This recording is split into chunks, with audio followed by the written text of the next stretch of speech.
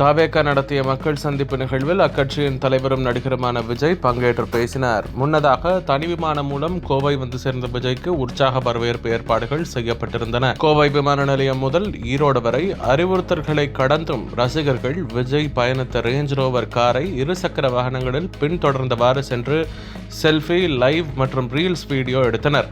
பின்னர் ஈரோடு சென்றடைந்த விஜய்க்கு மீண்டும் அங்கு கூடியிருந்த லட்சக்கணக்கான ரசிகர்கள் மற்றும் தொண்டர்கள் ஆர்ப்பரிப்பு மிக்க வரவேற்பை அளித்தனர். பிறகு அங்கு கூடியிருந்த மக்களிடையே உரையாற்றிய விஜய் மஞ்சள் உற்பத்தி மற்றும் அதன் மங்களத்தன்மை குறித்து பேசினார். பேச்சின் போது திமுகவை தவிர வேறு எந்த கட்சியையும் விமர்சிக்கப் போவதில்லை என்பதை சூசகமாக தெரிவித்தார். எம்ஜிஆர் மற்றும் ஜெயலலிதா பாணியில் திமுகவை தீய சக்தி என ஆவேசமாக சாடினார். பின்னர் தாவேகா தூய சக்தி எனவும் கூறினார். சமீபத்தில் அதிமுகவிலிருந்து தாவேகாவில் இணைந்த செங்கோட்டையன் ஏற்பாட்டில் நடந்த இந்த மக்கள் சந்திப்பு கூட்டம் இராணுவ கட்டுப்பாட்டில் சிறப்பாக நடந்தேறியது.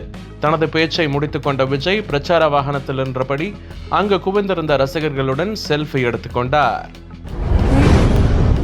விஜயின் ஈரோடு மக்கள் சந்திப்பு குறித்து கருத்து தெரிவித்துள்ள மூத்த அரசியல் நோக்கர்கள் திமுகவை தீய சக்தி என்று கூறி அதிமுகவின் இடத்தை விஜய் பிடிக்க முயற்சித்துள்ளார் என்றும், நிகழ்வில் பேசிய செங்கோட்டையன் விஜய்க்கு புரட்சி தளபதி என்ற பட்டம் சூட்டிய சம்பவம் கட்சி தாவலாமா என்று காத்து கொண்டிருக்கும் இரு கழக மூத்த தலைவர்களுக்கு புதிய நம்பிக்கையை கொடுத்துள்ளதாகவும், என்ன நடக்கப் போகிறது என்பதை பொறுத்திருந்து பார்க்கலாம் எனவும் தெரிவித்துள்ளனர்.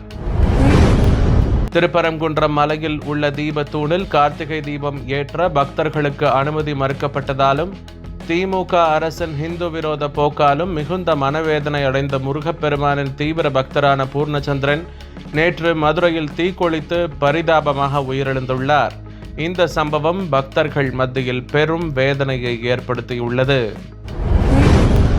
மக்கள் வசிக்கும் இடத்தில் குப்பை கொட்டப்படும் விவகாரத்திற்கு தீர்வு காண கோரி திருப்பூர் மக்கள் நடத்திய போராட்டத்தில் பங்கேற்ற தமிழக பாஜகவின் முன்னாள் மாநில தலைவர் அண்ணாமலையை திமுக அரசு அதிரடியாக கைது செய்துள்ளது. என் வெற்றிக்கு பின்னாலும் என் மனைவிதான். மணமக்களிடம் நான் கேட்பது என்னவென்றால், பொண்டாட்டி சொன்னால் கேட்டுக்கொள்ள வேண்டும் என்று தமிழக முதலமைச்சர் ஸ்டாலின் தெரிவித்துள்ளார்.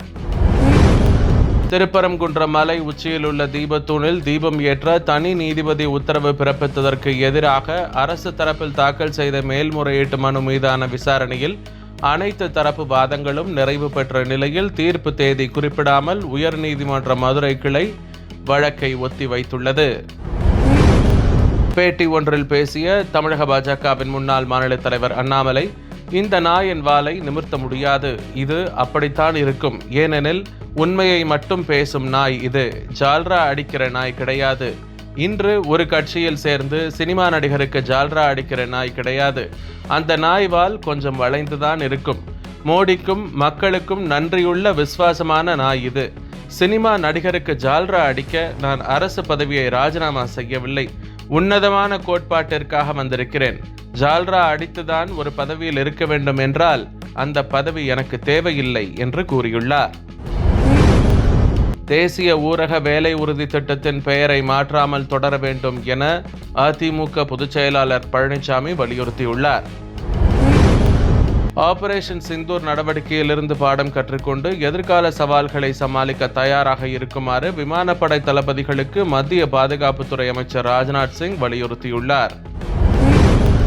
சத்தீஸ்கர் மாநிலம் சுக்மாவில் பாதுகாப்பு படையினருடன் நடந்த மோதலில் நக்சலைட்டுகள் 3 பேர் கொல்லப்பட்டனர்.